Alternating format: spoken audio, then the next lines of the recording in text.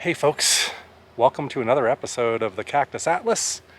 I'm Glenn, and I'm filming here in Grand Teton National Park, and I'm hot, and I could use refreshment.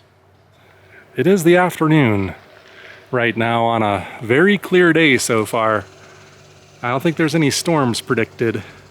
So to me, everything, all of the pieces are coming together for something a little bit different and a little bit cooler than usual. Because you see, I've been here spending a lot of time setting up my campsite here in this hot northern sun, at least today. And I'm thirsty, and I could use some cool water. So I guess if by now you don't know what we're up to, I thought we'd go take a look at one of the many beautiful lakes here in Grand Teton and kind of survey it and maybe get a little bit wet today. But before we can do that, I've got a specific place in mind that I want to take you, and we have to drive a little ways. So we're going to leave my home for the next couple days here at Coulter Bay Campground in search of something called String Lake, somewhere where I heard is a fantastic little swimming hole here in Grand Teton. I'll explain why that is as we make our way. For now, let's get in the car and let's make some good time. So just like Google saying, I'm leaving Coulter Bay Campground, and it's about 18 miles from here, but about a half an hour because of just really slow drivers.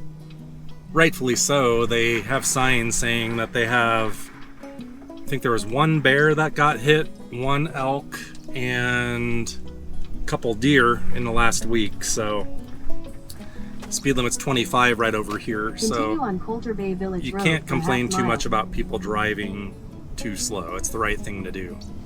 Okay, so the special part of this episode is I bought a new piece of equipment for the Cactus Atlas specifically, which is a kayak, an angler's inflatable kayak, but quite a nice one, I do think, and there's so many possibilities that opens up for us on the show, kind of like Slim.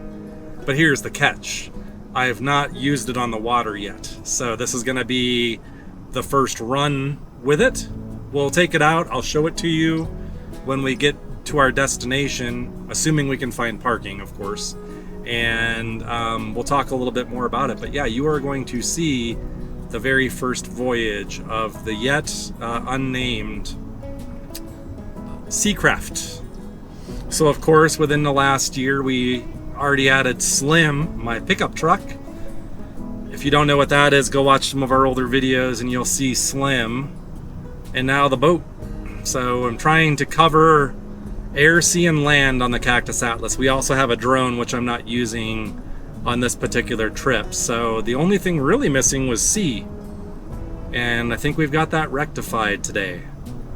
And if you don't know this, because I was not that educated on Teton before this trip, I knew about the mountains themselves, but I didn't really realize that this is really an area for water sports. Fishing, kayaking, whitewater rafting, motor boats, you name it. Some of the boats are non-motorized, I should clarify that, but it's a boater's paradise and an angler's paradise up here. All right, folks, here is your first look on this episode at the Grand Tetons. GoPro style. Can't really zoom in to make them look gigantic. They look kind of small on this particular kind of camera. But we are going to be driving pretty close to them and boating on a lake that butts up, a glacial lake that butts right up against those. Isn't that a beautiful sight, though? I made another episode where we drove up Route 191 and we stopped at many of the scenic areas, Moore Monroe, Schwabacher's Landing, and other overlooks to really study those mountains well and get some good photography, hopefully. So this episode is more about the water, but I figure we might as well not squander our enjoyment of the views while we're here. And there's a big lake right off to the right. And this should be Jackson Lake. I think one of the largest lakes around here, if not the largest. I know Jenny Lake's supposed to be one of the biggest, if not the biggest in the park proper, but I assume we're still in Grand Teton National Park, and I assume Jackson Lake is the larger one. Campground's gonna be somewhere, I think, over across the ways. Don't see a lot of kayakers out on this particular lake, but I do see a lot of boaters and motorized craft. I think this is one of the lakes where motorized craft are allowed. And I also needed to let my GoPros cool off because they both overheated at the same time. At least they're consistent. But they are a pain in the butt. I'm gonna call it Skyrim, actually. For those of you that know Skyrim, the game, this is Skyrim, for real. We're here. Jackson Lake, one of the many lakes here in Grand Teton National Park.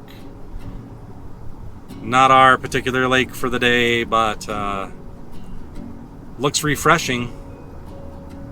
Probably not the best to swim in though. Some of these bigger lakes are deeper and much colder. Hypothermia inducing, I hear. But not the place we're going today. I purposely also waited until this time of the day because it does go from being very cold in the morning, probably in the upper 40s, to right now where it's about 80 degrees.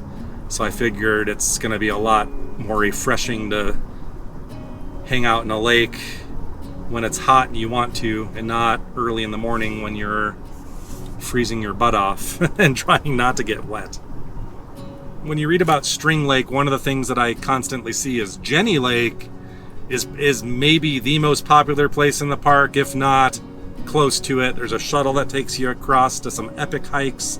Gonna try to do that in the morning time, but I did read that String Lake is a little lesser known and not as close to a lot of the shops and stuff where near Jenny Lake. So people tend to not come here as much.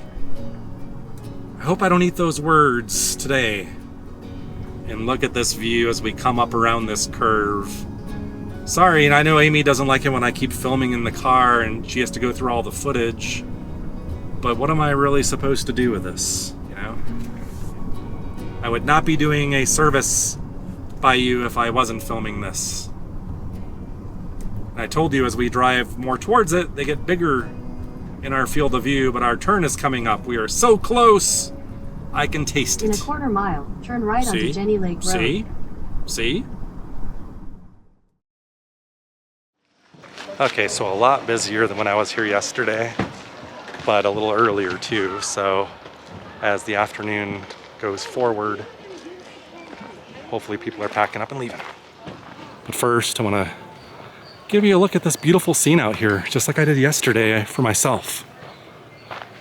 So just like other water we've seen on our trip so far, String Lake is no exception. The water is crystal clear.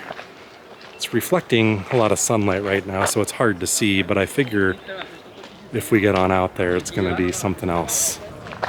Here comes those afternoon winds. Not ideal, but we gotta work with what we got.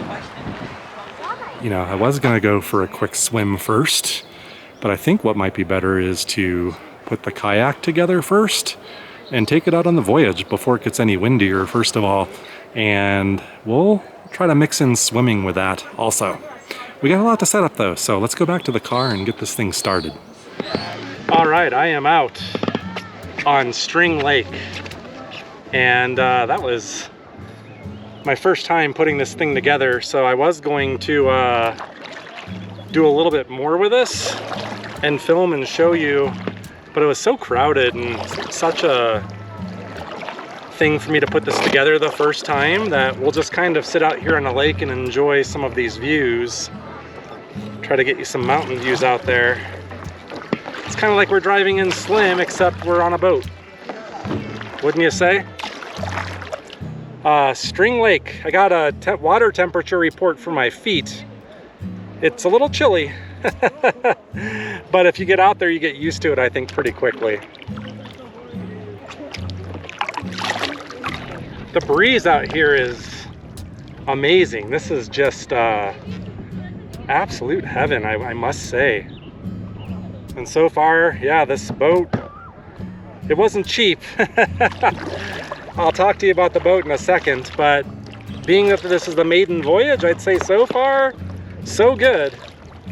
Not really an expert kayaker yet, but I plan on doing a lot of this on the Cactus Atlas, so you better get used to it.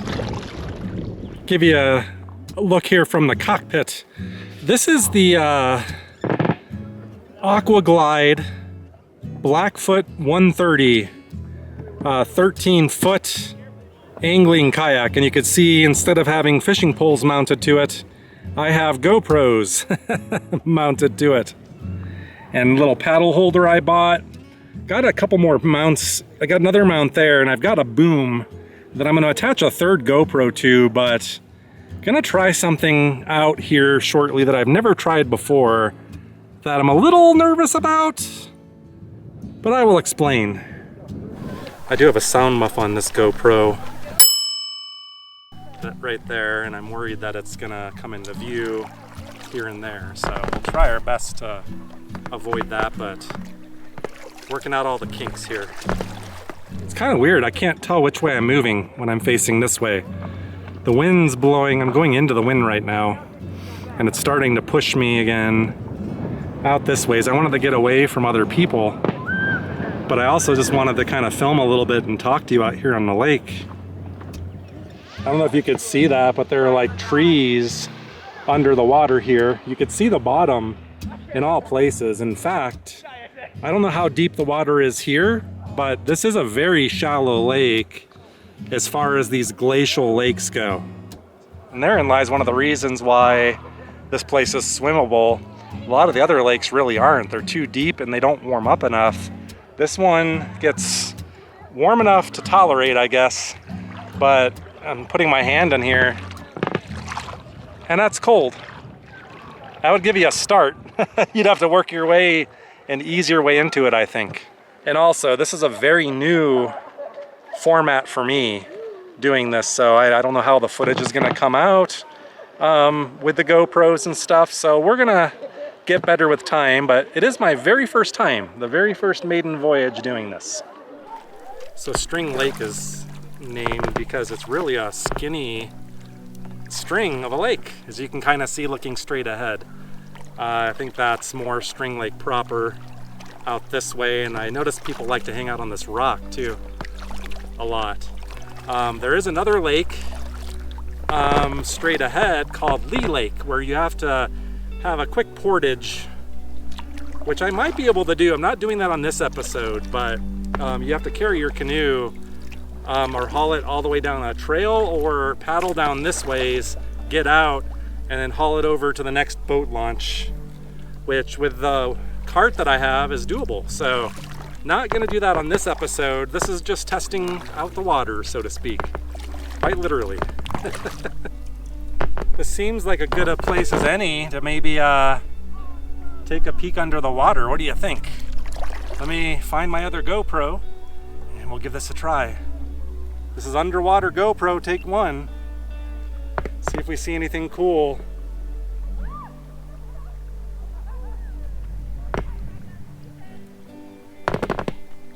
I can't really see, I'm flying blind, but it is completely submerged. Let's raise it up. It's still recording. So, you see any fish down there, anyone?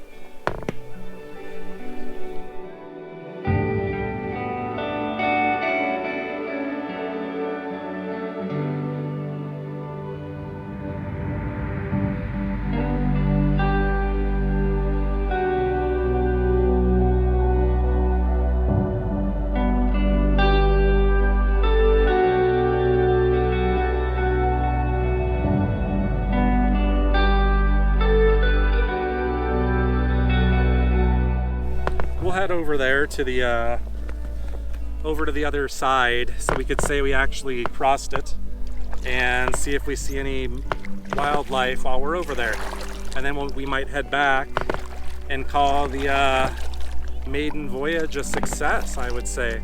I'll have to review the footage later though to see if I need to improve anything. We're up so close to the other side you can barely see the mountains anymore. So this lake is only supposed to be about 10 feet deep at its deepest, compared to hundreds of feet deep of other ones, to kind of give you an idea. And so far, yeah, it's been almost perfectly sandy in there this whole time.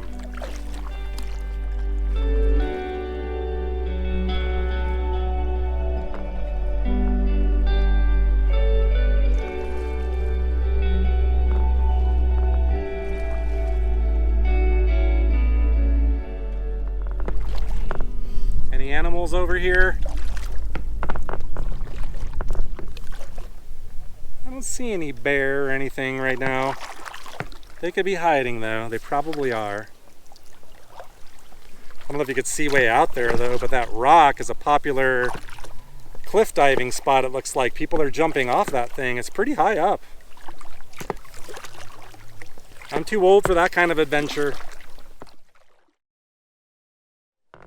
All right, let's I think what I want to do now is paddle over there by the rock, and we'll get some photos of people having fun for the Cactus Atlas here, and we'll maybe then head back to shore and see where we can dock this thing and get it back out of the water. It's pretty heavy. She's contemplating jumping, but there are people. Nicely done. Must be deep enough there to do that, but that must be a jarring wake-up call. And look at these beautiful woods, and right up there are the Grand Tetons. Jump, jump.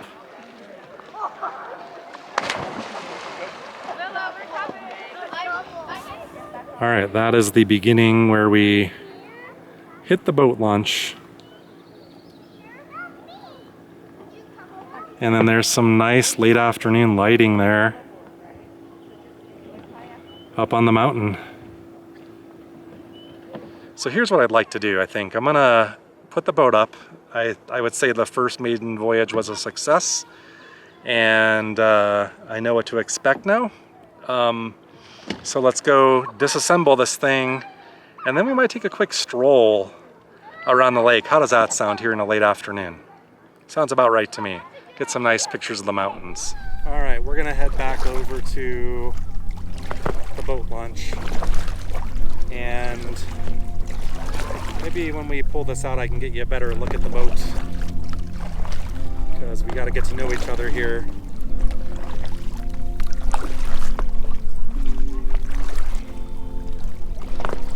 But it's handling beautifully so far.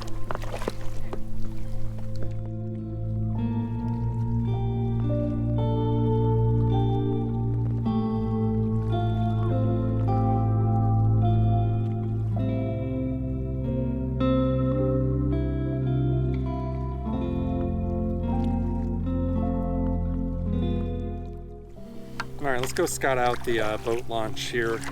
See if we can find a place anytime soon to get out. You can see what I'm talking about. It's like this is the place that's most accessible to the parking lot, and everybody's just hanging out there like it's a beach. But we'll make it work. I think it's just a little bit more difficult because this craft is larger than most of these folks by a little bit.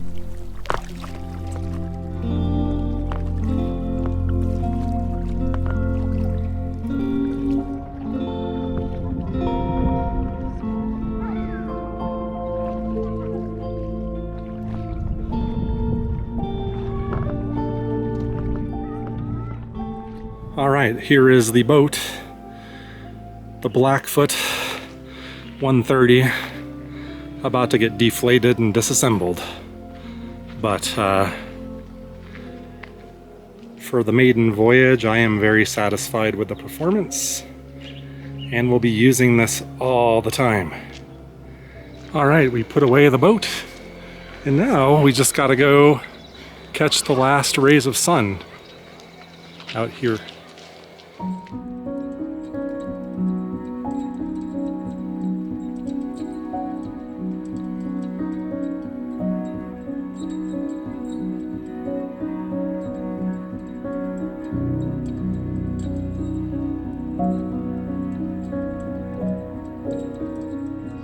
It's approaching 7 o'clock, and still a lot more people here than there was yesterday at 5 o'clock. Wonder if it was because of the storms and people knew they were coming in, or if it's just coincidence. I just wanted to kind of recreate my footsteps from yesterday, and let's see if we can see any bear or moose or anything out here. Probably not on this side. Probably way too many people for that. There's still people enjoying the kayaking out there. starting to cool off a lot now that we're in the shade out here. The sun has a couple hours before it sets up north here around 9 something. It's only 7, not even 7. But back behind these towering pinnacles that are the Tetons, the sun doesn't want to come out and play. The mosquitoes are starting to come out en masse. There's a lot of them. Getting bit up pretty good. I didn't spray myself before hiking down here. Little chipmunk. Hey chipmunk. How's your little lake abode doing? Where are you going? Are you one of those that's not afraid of people because they feed you? I guess not. I could just stay here forever, I think. String Lake, what a sight. There's that little fella again. I turned my back and he came back around. You're not getting bit by those mosquitoes, are you? All right, I tell you what, that was actually, for me, that was quite an event. I'm really out of shape, as I always say, and I always am. That doesn't seem to change. And getting that boat out, putting it away, getting everything put together, it's definitely not that bad, but with the paddling and stuff, I think I'm feeling it now. I am tired. That wore me out, and I didn't do that much. And these mosquitoes, yuck. All right, I just have lost my oomph, people. I think I'm ready to just go back and conk out pretty soon. For that reason, I'm gonna part ways with you right here on String Lake. I don't know how this one's gonna come out. It was really just an impromptu, let's test out the equipment. I'd say it was a big success, but a big job. So, gonna go back to the camp and take it easy. I will see you next time.